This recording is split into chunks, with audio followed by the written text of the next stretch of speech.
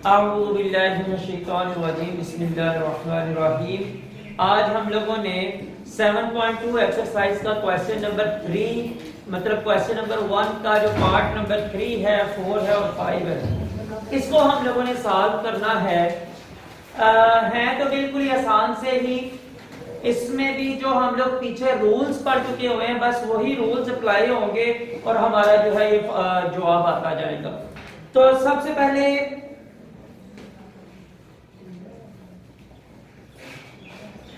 Part number जो 3 है, हमने देखना ये है कि उसमें हमसे पूछा क्या गया है। पार्ट नंबर 3 की जो शक्ल बनाई गई है वो ये है,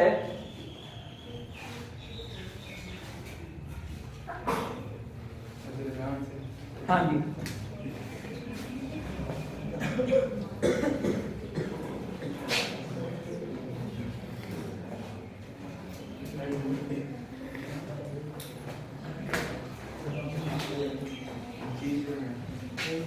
और इनके दरमियान से ये जो वत्तर हैं ये भी लगाए गए हैं और यहाँ पे M और इस साइड पे G लिखा गया है और ये वाली लाइन जो है ये H, यहाँ पे इसका नाम दिया गया है और 14 सेंटीमीटर और 16 सेंटीमीटर, ये यहाँ पे 14 सेंटीमीटर लिखा हुआ है, यहाँ पे 14 सेंटीमीटर लिखा हुआ है।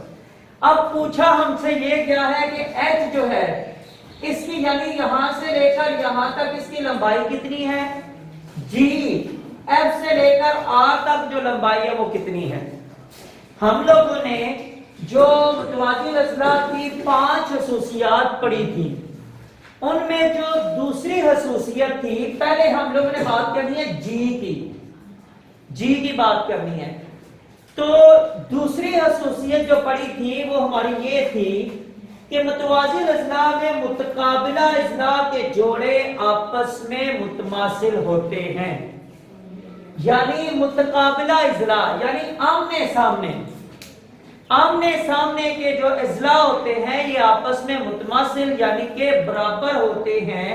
तो अगर OU की जो लेंथ है वो 16 सेंटीमीटर है, 16 सेंटीमीटर है, तो मुतमासिला होने के मुताबिक, रूल के मुताबिक, कानून के मुताबिक G की जो यहाँ पे G की वैल्यू जो होगी वो भी ये होगी कि F से लेकर R तक जो लेंथ है वो भी 16 सेंटीमीटर होगी। तो हम लोग लिखेंगे कि चूंकि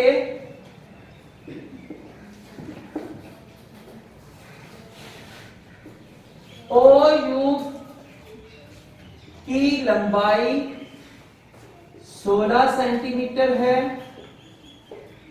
और कानून के मुताबिक मुतकाबिला अज़ला की लंबाई मुतमासिल होती है, इसलिए FR की लंबाई भी 16 सेंटीमीटर होगी। ठीक है, तो हम लोग G की जगह उसकी वैल्यू लिख देंगे 16 सेंटीमीटर। दूसरी चीज हमसे पूछी गई है H क्या है कि यहां से लेकर यहां तक लंबाई, यानी ये वाली लंबाई उन्होंने दी हुई है O से लेकर M तक, O से लेकर M तक जो लंबाई है वो दी हुई है। M से लेकर R तक की लंबाई हम लोगों ने मालूम करनी है। तो इसके भाई पॉइंट नंबर था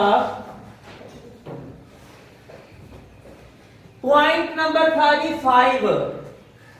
मुतवाज़िल अज़ला की जो खसूसियात के हम लोगों ने 5 पॉइंट पढ़े थे, उसमें नुक्ता नंबर जो 5 था उसमें क्या लिखा हुआ था, ये लिखा हुआ था कि मुतवाज़िल अज़ला के वतर एक दूसरे की तनसीफ करते हैं। और मैंने आपको बताया था कि तनसीफ का मतलब होता है आधा। अगर ये वतर, ये वाला जो वतर है, इस वतर को आधा कर रहा है तो आधे का मतलब क्या है कि जितनी चीज एक साइड पे है उतनी ही चीज दूसरी साइड पे मौजूद है। तो अगर O से लेकर M तक का फासला 14 सेंटीमीटर है तो फिर M से लेकर R तक का फासला क्या होगा? वो भी 14 सेंटीमीटर ही होगा, क्योंकि उस आधे का मतलब बराबर आधा होता है। ये नहीं कि आधे का मतलब हरगिज ये नहीं होता जनाब कि आपको जो है ये एक रोटी हो हमारे पास, उसको दो बच्चों में तकसीम करना हो और कहें कि जी आधी आधी दे दें, तो हम ये करें कि जनाब 3 हिस्से एक बच्चे को दे दें और वो एक हिस्सा जो है ये दूसरे को दे दें और कहें आधा आधा कर दिया। नहीं भाई, आधा नहीं। आधे का मतलब ये है कि बराबर हिस्सा दोनों को दिया जाए तो फिर आधा होगा। इसी तरह ये अगर इसकी लंबाई यहाँ पे 14 सेंटीमीटर है, क्योंकि इसकी 14 सेंटीमीटर है तो तब ये आधा होगा, वैसे आधा नहीं हो सकता। तो हम लोग फिर इसका लिखेंगे कि कानून के मुताबिक ये है कि वतर मुतवाज़िल अज़ला के वतर एक दूसरे की तनसीफ करते हैं, तो चूंकि O से लेकर M तक का फासला या लंबाई 14 सेंटीमीटर है तो कानून के मुताबिक M से लेकर R तक की लंबाई भी 14 सेंटीमीटर होगी। ये बस इसका जवाब है। ठीक है, ये इस क्वेश्चन नंबर 1 के पार्ट नंबर 3 का जवाब है। इसके बाद हमारे पास पार्ट नंबर 4 है, उसमें फिर जावियों के बारे में पूछा गया है।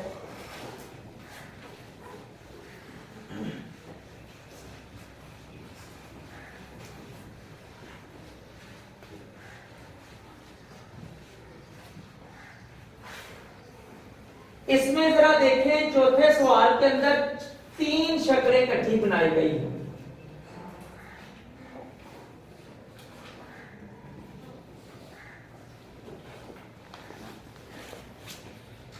एक शक्ल यहां पे ये शामिल है।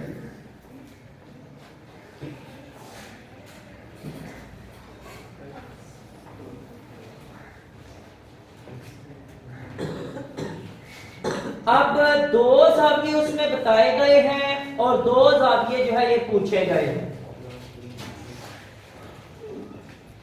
ये है x और ये है y और ये दोनों जो है ये 95 के बताए गए हैं।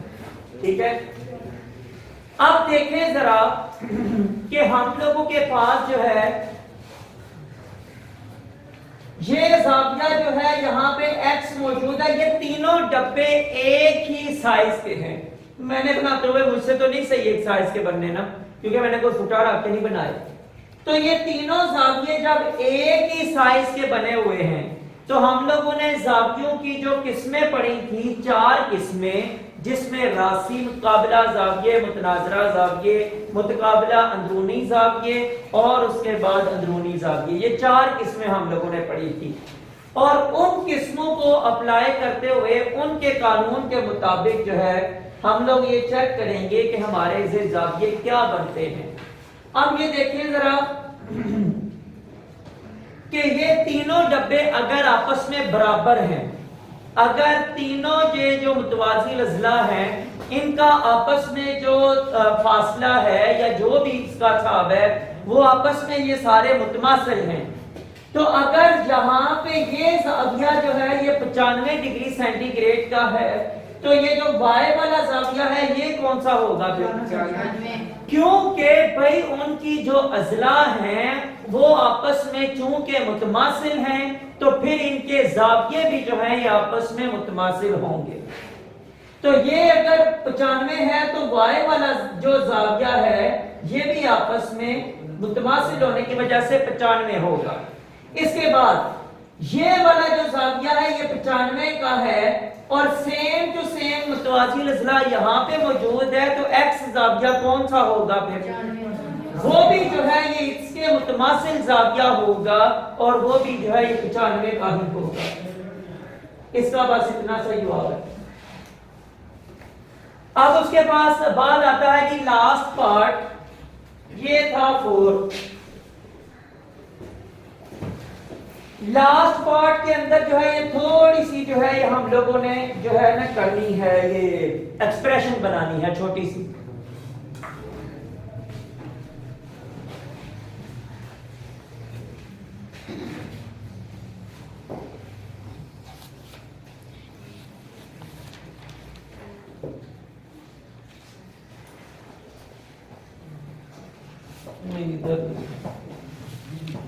यहां पे है जी 3x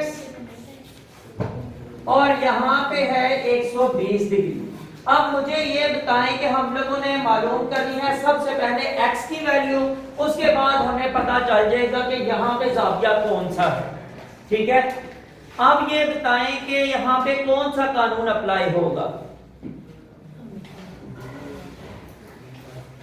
खसूसियात में से खसूसियत जो नंबर थी 4 नंबर, मुतवाज़ी अज़ला के ज़ाविये जो है उनके ज़ावियों के जोड़े जो है, मसलन हम लोगों ने ये पढ़ा था कि ये अगर ज़ाविया 1 है तो ये ज़ाविया 2 है, तो 1 और 2 को आपस में जमा करें तो उनका जवाब क्या आता था 180। सप्लीमेंट्री ज़ाविये हम लोगों ने कहा था कि ये दोनों आपस में सप्लीमेंट्री हैं। ठीक है, तो अब क्या है कि हम लोगों ने इसकी वैल्यू अभी मालूम करनी है और हमें ये कानून के मुताबिक ये पता है कि इन दोनों को जमा करें तो जवाब 180 आता है। तो इन दोनों को कर देते हैं जमा। 3x जमा 120 बराबर है 180 के। तो ये 120 उधर जाके 3x बराबर है 180 माइनस 120, तो 180 में से 120 बाकी, 3x बराबर है 60 के। ठीक है जी, ये 3 यहां पे ज़रब हो रहा है और उधर जाके हो जाएगा डिवाइड, तो x बराबर है 60 बटा 3, 3 एक बार 3, 3 कितने बार 3 20 बार 60। x की जो वैल्यू हासिल हुई है वो है 20। इसको x की वैल्यू को उसकी जगह रख दें और देखें कि वो ज़ाविया फिर कितना बन जाता है। x की जगह अगर 20 रखा जाए तो यहाँ पे जवाब क्या आता है, फिर क्या जवाब आता है जी। यहाँ पे अगर x की जगह 20 रख दिया जाए तो यहाँ पे 3, उसको 3 के साथ ज़रब देंगे, 20 3 पर 60, तो ये जनाब 60 जवाब आ जाएगा। यहाँ पे ये वाला ज़ाविया जो है ये 60 का होगा। अब देखें जरा कानून क्या है कि दोनों ज़ावियों को जमा करें तो जवाब 180 आना चाहिए।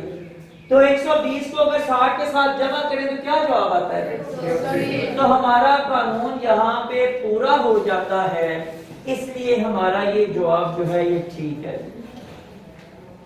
अच्छा जी, ये एक्सरसाइज इतनी ही थी। इसके बाद अगली जो एक्सरसाइज है उसमें दायरे का कंसेप्ट भी शामिल किया गया है और वो पहले हम लोगों ने पढ़ना है।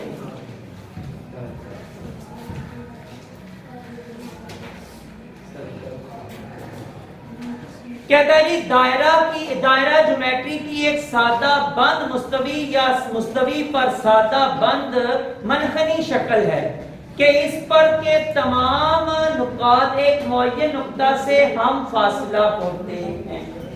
पहले तो ये बात समझ लें कि ये क्या है।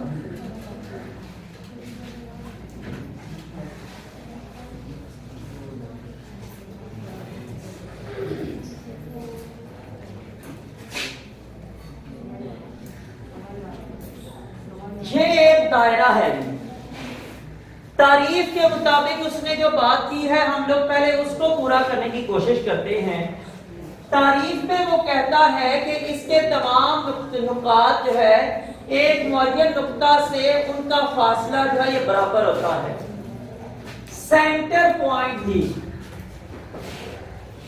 ये इसका सेंटर पॉइंट है।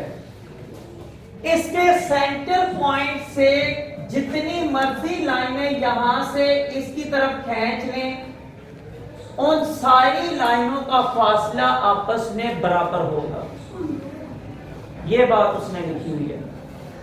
आप इसका जिंदगी में, आम जिंदगी के अंदर अगर मुशाहिदा करना चाहे तो कहां पे कर सकते हैं कि सेंटर पॉइंट से इसके बाहर तक लाइनें खींची हुई हो। किस चीज में ये लाइनें खींची गई होती हैं? घड़ी में तो 2 ही सुइयां होती हैं भाई, या 3 होती हैं।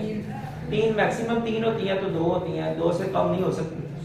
होती हैं वैसे किसी में आजकल जो चीजें आ रही हैं बड़ी अजीब सी आ रही हैं। जी, तो और बताएं कि किसमें हमें सेंटर पॉइंट से लाइनें मिलती हैं?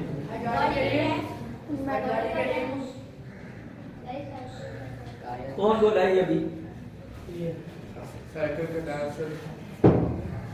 साइकिल का या मोटरसाइकिल का टायर आप देखेंगे तो उसके सेंटर पॉइंट से उसके बाहर जो रिंग है उस तक सारी लाइनें खींची होती हैं।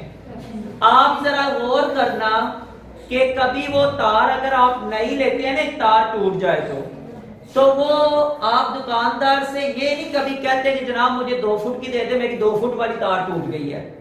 या कभी जाकर आए थे कि वो 2 फुट वाली तो ठीक है, आज 1 फुट वाली दे दे। ऐसा कभी नहीं होता। उसकी सारी तारें आपस में बराबर होती हैं क्योंकि उनको सेंटर पॉइंट से खींचा गया है उसके बाहर वाली रिंग की तरफ।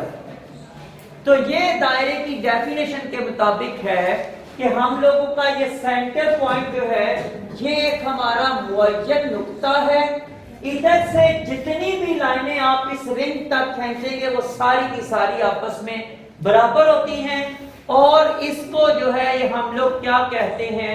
रद्दास कहते हैं। सेंटर पॉइंट से यहां तक खींची गई कोई भी लाइन जो है उसको रद्दास कहा जाता है। इंग्लिश में इसको रेडियस कहते हैं और इसको आर से प्रेजेंट किया जाता है। आगे हेडिंग लिखी हुई है दायरे के अंदरूना और बैरूना में वाक़या नुक्ता की वजाहत। दायरा मुस्तवी को 2 इलाकों में तकसीम करता है। एक इलाका को दायरा को अंदरूना और दूसरे को दायरा का बैरूना कहते हैं। रोजमर्रा में हम जिंदगी में हम दायरा शक्ल की हद मनखनी लकीर को कहते हैं या उस शक्ल को कहते हैं जिसमें उसका अंदरूना भी शामिल होता है। दरअसल पहली सूरत में दायरा की सही तारीफ और दूसरी सूरत तो दायरा की डिस्क है।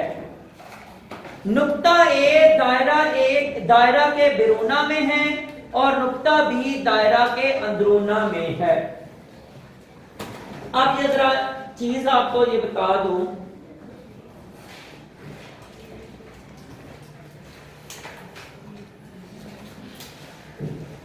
यहां पे भाई आप किताब में देख सकते हैं कि जो 2 चीजें बताई गई हैं।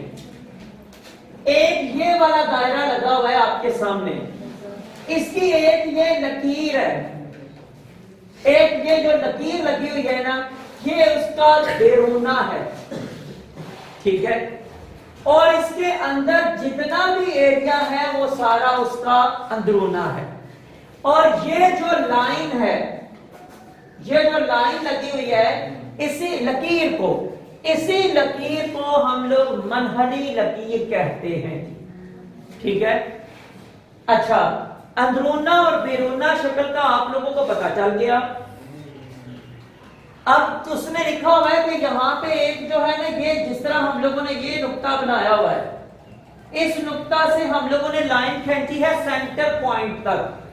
तो ये सेंटर पॉइंट तक उसने भी यहाँ पे एक शक्ल के अंदर दिखाया हुआ है, जो ब्लू कलर की शक्ल बनी हुई है ना, उसमें देखें उसने सी का एक पॉइंट मेंशन किया हुआ है और उस पॉइंट को उसने कहा है कि ये कोई एक पॉइंट है, कोई एक, जिस तरह हम लोगों ने भी यहाँ पे इसको मैंने मेंशन कर दिया कि ये कोई एक पॉइंट है।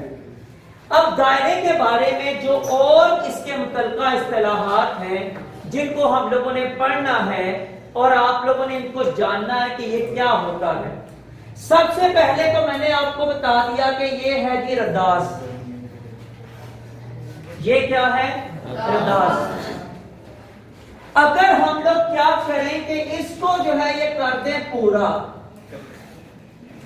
अगर इसको हम लोग कर दें पूरा तो फिर ये होता है कुतर,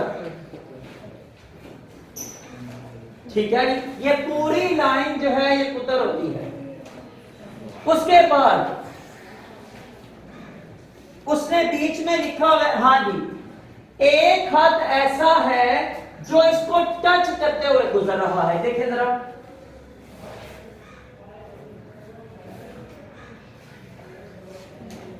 ये एक लाइन है जो इसको टच करते हुए गुजर रही है, इसको कहते हैं जी ममास।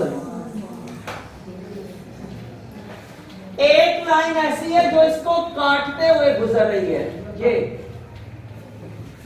दरमियान में से, इसको दरमियान में से या किसी भी पॉइंट से इसको काट रही है। तो जो भी काटने वाली लाइन होती है उसको हम लोग पहले ही पढ़ चुके होंगे कि वो हद्दे काटे होता है, ये भी काट रही है। ठीक है, अब क्या है कि ये जो इसका ये वाला एक लाइन है ना, बायस बड़ी लकीर जो है, इसके किसी भी दो पॉइंट्स को मिला दिया जाए, एक ये है एक ये है, इनको जनाब आपस में मिला दिया तो ये इसका है वतर। किताब में यहां पे जो है ना ये एक चीज नहीं दिखाई गई, और वो ये है कि जनाब ये जो सारा एरिया इसका कवर किया गया है, ये जो बैरूनी लाइन है इसको क्या कहते हैं, तो इसको कहते हैं मुफीक। ये वाला जो सारा एक ये लाइन जो है ना बाहर वाली, इसको कहते हैं मुफीक।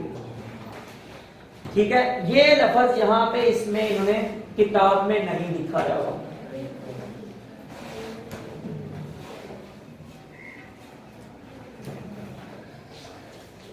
अच्छा जी, तो ये जनाब दायरे के हमारे कुछ जो है ये पॉइंट्स है, ये आगे पॉइंट्स की शक्ल में भी लिखा हुआ है, ये जरा एक दफा पढ़ लेते हैं।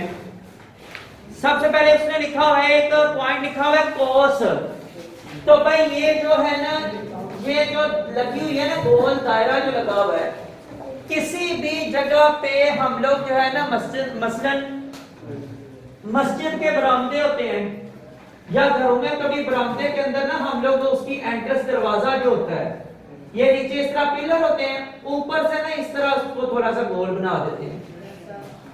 जो दरवाजा होता है ना घर के बाहर, जो बरामदे का दरवाजा होता है या मेन दरवाजा या किस तरह का भी हो, उसके हमने उसको जो है ना ऊपर से ये गोल बना देते हैं। इसको कहते हैं भाई आर्क, या इसको कोस भी कहते हैं। ठीक है, दायरे के कुछ मुसलसल हिस्सा को दायरे की कोस कहते हैं।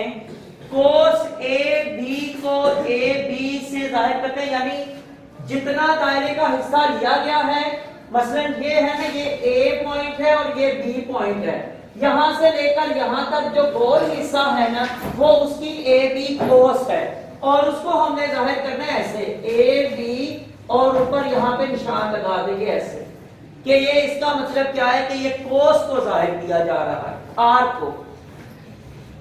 उसके बाद है वतर यानी कि कॉर्ड। ये एक किता हाथ है जिसके सिरे दायरा पर वाक़ होते हैं, ये हम लोग यहाँ पे देख चुके हैं।